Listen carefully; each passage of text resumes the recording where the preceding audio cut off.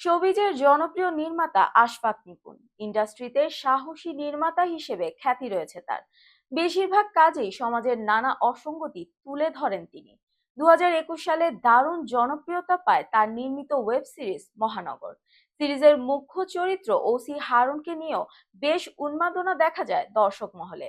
তবে এই সিরিজ বানিয়ে বিপদে পড়েছিলেন আশফাক নিপুণ। বিস্তারিত নুসরাত সাজিয়ার ডেস্ক রিপোর্টে।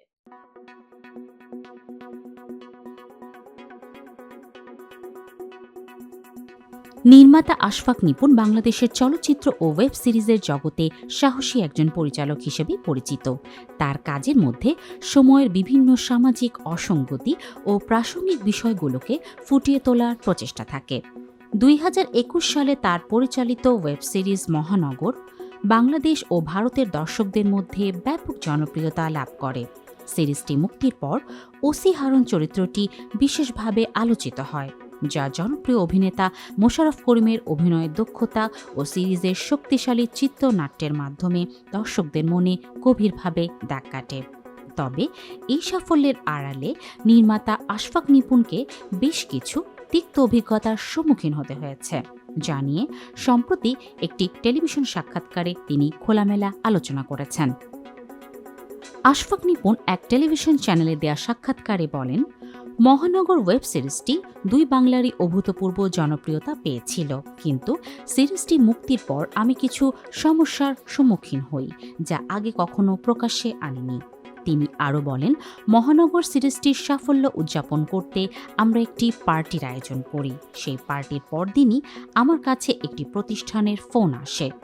তারা আমাকে তাদের অফিসে আসতে বলে। আমি তখন ঢাকায় নেই বলে জানালে তারা বলে, আপনার লোকেশন তো ঢাকা দেখাচ্ছে। পরে আমি কখন আসতে হবে জানতে চাই। তখন ফোন করা ব্যক্তি রেগে ফোনটি কেটে দেয়। এরপর আরেকটি নাম্বার থেকে ফোন আসে এবং আমাকে রাগান্বিত কণ্ঠে কথা বলা হয়। পরে আমি সেই প্রতিষ্ঠানের অফিসে যাই এবং এরপর থেকে নিয়মিত আমাকে তাদের অফিসে যেতে হতো। এই অভিজ্ঞতার পর আশফাক নিপুণকে তার আইনজীবী সতর্ক করেন এবং কিছুদিন নিজের বাসায় না থাকার পরামর্শ দেন। আইনজীবীর পরামর্শ অনুযায়ী তিনি কিছুদিন লুকিয়েছিলেন। আশফাক নিপুণ বলেন, আমার আইনজীবী আমাকে বলেছিলেন নিজের বাসায় থাকলে ঝামেলা হতে পারে, তাই কিছুদিন একটু লুকিয়ে থাকুন। এই পুরো বিষয়টি আমি গল্পের মাধ্যমে সবার কাছে তুলে ধরতে চাই। তিনি আরও জানান, মহানগর নির্মাণের পরের তিক্ত অভিজ্ঞতাগুলোকে নিয়ে সামনে কাজ করার ইচ্ছে আছে। তিনি তার কাজের মধ্যে এই অভিজ্ঞতাগুলোকে ফুটিয়ে তোলার পরিকল্পনা করছেন, যা হয়তো ভবিষ্যতে তার নির্মাণ শৈলীতে নতুন এক মাত্রা যোগ করবে।